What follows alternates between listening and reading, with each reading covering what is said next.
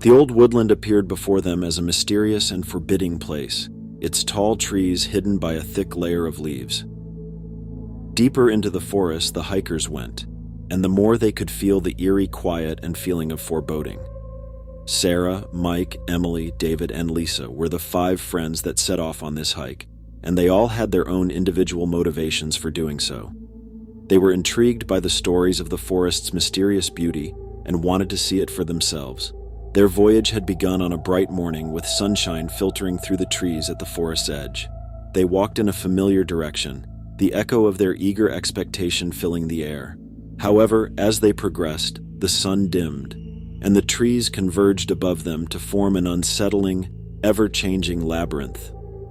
Sarah checked her map, since she was the de facto head of the group. She reassured them. "We should be on the right track," but her voice carried a hint of doubt. "The jungle may seem confusing at first, but we must press on." As if it had a will of its own, the forest seemed to stifle their reassurances by gobbling up their words. Like ghosts, hiding in the bushes, shadows swirled at the periphery of their view. As the hours wore on, they began to lose their bearings.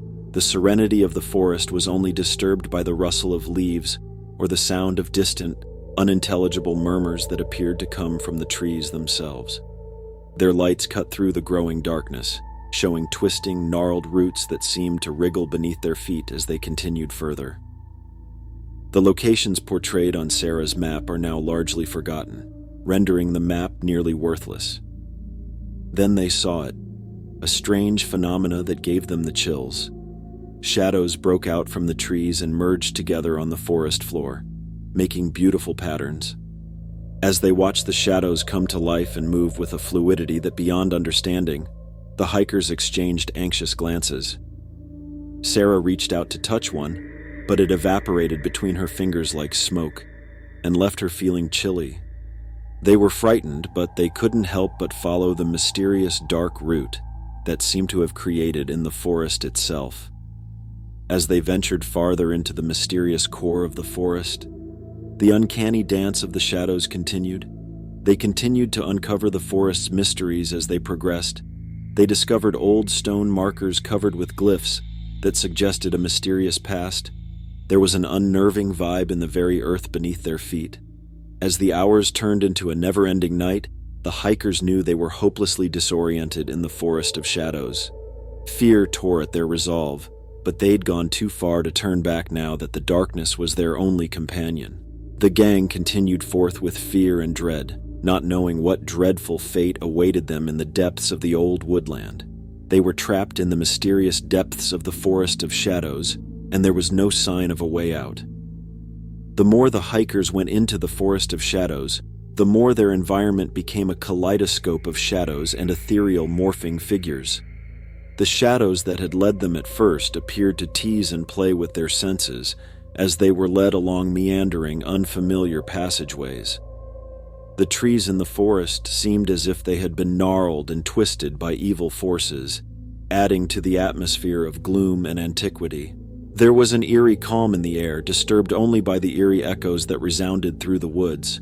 Emily, the most sensitive member of the group, had the unshakable impression that the forest was active in ways they couldn't fathom.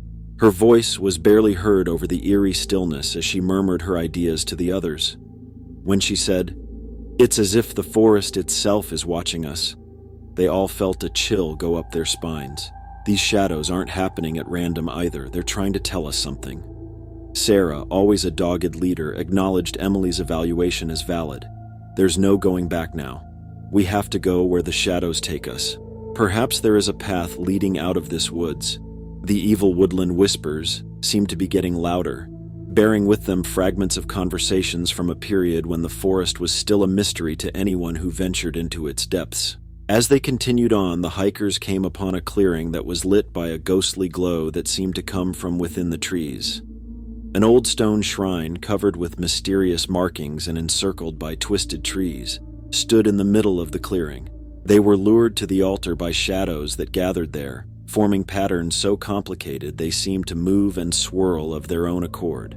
The group observed the strange show with a mixture of wonder and fear. David, ever the cynic, approached the altar with caution, but his curiosity eventually overcame his skepticism. When his fingertips touched one of the dark designs, the entire area was flooded with dazzling light. By the time the glow had faded, David had vanished. The other hikers panicked and began a frantic search for their missing companion, but he was nowhere to be found. The jungle had swallowed him whole, leaving behind just the mysterious carvings on the stone altar. The gang recognized with sinking stomachs and mounting dread that they could no longer influence their own destiny. The evil spirits in the Forest of Shadows had turned it into a riddle, using their lives as pawns on a board from a bygone era. They continued further, and the ghosts of the forest's past became increasingly audible, showing glimpses of its disturbing history, one filled with forgotten souls and horrible tragedies. In this nightmare land, the hikers couldn't tell if they were the predators or the prey. They were still being led by the shadows, but in increasingly frantic and unpredictable ways. The jungle appeared to close in on them, and they realized they were headed for a dreadful fate from which they might not be able to escape. Sarah, Mike, Emily, and Lisa were deep in the Forest of Shadows when they began to feel an increasing feeling of loneliness and dread in the wake of David's disappearance. The shadows, which had been their guides before, were now bringing them farther into the maze than they had ever gone before. As they progressed, the gang met more and more weird artifacts from a bygone era, and the ghostly echoes of the past were ever present. From the bushes arose derelict, overgrown buildings, their original use and construction long forgotten. Sarah couldn't help but wonder whether this was all that remained of the others who had gone into the forest before them and never come back. While investigating an abandoned building, the hikers came upon an old notebook with yellowed pages and mysterious entries. A prior explorer's account of their time in the Forest of Shadows was recorded in this diary. There were accounts of shadows coming to life, bizarre rituals, and a constant feeling of surveillance. As Sarah continued to read aloud from the notebook, her anxiety levels rose. She repeated, "The forest hungers for the living. It captivates you with its beauty, yet it won't let you go. It's a hunger for your very being." Mike, ever the realist, dismissed the journal's dire predictions as ridiculous. "It's just superstition," he said. "We must not allow fear to control our behavior. We have to get out of this woods somehow." However, the hikers' fears had already taken hold, and the forest just served to compound those feelings. There was a growing sense of foreboding as the shadows surrounding them began to congeal into formless beings. Through the forest, there were rumblings of forgotten rites and angry ghosts. The gang continued forth out of desperation, their chances of getting away diminishing by the hour. It was as if the forest itself was a malicious being, some kind of sentient force that played tricks on their feelings and ambitions. Emily, who had a preternatural sensitivity from a young age, felt a presence nearby. She sensed a ghostly being following their every step. Her voice shook with terror as she expressed her concerns to the others. "We're not alone," Emily murmured anxiously. "You may say, there's something here with us, something that wants us to stay." Lisa, who had been quiet for the majority of the trip, finally spoke out. "I've seen the shadow people. They're attempting to tell us something or demonstrate something to us." The group cautiously followed Lisa's gaze and discovered on the forest floor a sequence of complex patterns made by the shadows. It seemed as if the forest itself were trying to say something to us, either a warning or a plea for sympathy. As they looked at the mysterious signs, the forest appeared to come to life with a chorus of voices, each one revealing a piece of its sinister past. The hikers' ears were filled with terrifying tales of lost souls, angry ghosts, and eternal damnation. Moving and twisting, the shadows gathered around the symbols to create a phantom figure that floated above the woodland floor. Its voice reverberated in their very bodies. They could feel the weight of millennia in its words.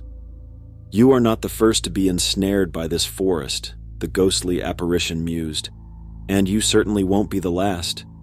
It's always hungry for new souls to consume, and it never lets anybody out of its clutches." The terrified trekkers couldn't move, their thoughts racing to make sense of the evil that surrounded them. The woodland had turned into a mysterious maze from which they had little hope of escaping. The hikers' destiny became entangled with the ancient malevolence that lurked inside the forest of shadows as they proceeded deeper and deeper into its mysterious and horrific grasp. The terrified hikers just remained there as the ethereal person formed by the murky symbols kept talking. They heard it say, "You have trespassed into the heart of the forest of shadows," and felt a chill go up their spines. "You're going to have to deal with the fallout from your trespassing now." The ghostly figure vanished in an abrupt, startling move, its ethereal essence fading into the darkness of the surrounding woodland. It appeared as though the trees were contorting themselves, their branches taking on bizarre, nightmare forms. What had been a peaceful forest transformed into a cacophony of wailing despair. The hikers were overcome with despair when they realized they were imprisoned in the forest's terrible anger.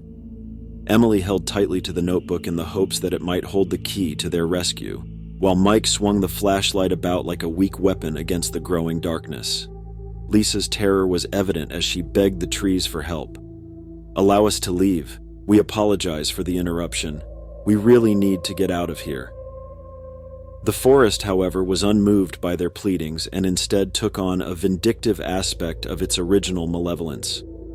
The darkness that had guided them deeper into the maze's depths suddenly turned against them, taking the form of clawed limbs that stretched out to harm them. The trekkers battled back, using their torches to try and dispel the growing darkness. But the forest's might was too much to bear, and its shadows whirled about them like a vortex of evil. Emily's flashlight began to sputter and then expire, reducing the illumination to nearly nothing. Sarah's voice shook as she shouted out to her pals in the total darkness. "Listen closely, it's crucial that we stay united. The trees must not swallow us." They continued on in the dim light of their remaining flashlights, following the rhythm of their breath and the eerie mutterings that reverberated through the forest. They were held captive in the forest of shadows by an ancient evil that yearned to consume their very beings. As they progressed further into the forest, the furious rage of the forest became more palpable. Creatures with grotesque, inhuman appearances came from the shadows. These monstrosities, which appeared to have emerged from the forest's worst dreams, chased the trekkers with dogged persistence. Hikers were forced to struggle for their lives against the terrifying beasts that lived deep beneath the forest. The forest itself seemed to be working against them, as clawed hands stretched out and fangs gnashed. The unrelenting assault claimed their lives one by one, their cries for help lost in the evil din of the forest of shadows. Every single pilgrim succumbed to the same old malice that had killed so many others. Sarah, the lone survivor, realized that getting out was hopeless long ago. The forest's wrath had left her alone and surrounded by shadows that pulsed with strange life, a horrible price to pay for the forest's angry rage. She had accepted her destiny, knowing full well that the forest of shadows never freed its prisoners. Sarah said her final, heartfelt goodbyes to her companions in the woodland before giving into the overwhelming gloom. Another set of lost souls had fallen victim to the forest of shadows, whose mysterious malevolence would remain hidden forever. The forest would continue to be an impenetrable maze, a permanent reminder of the unimaginable horrors that lay in store for the next Nave explorers.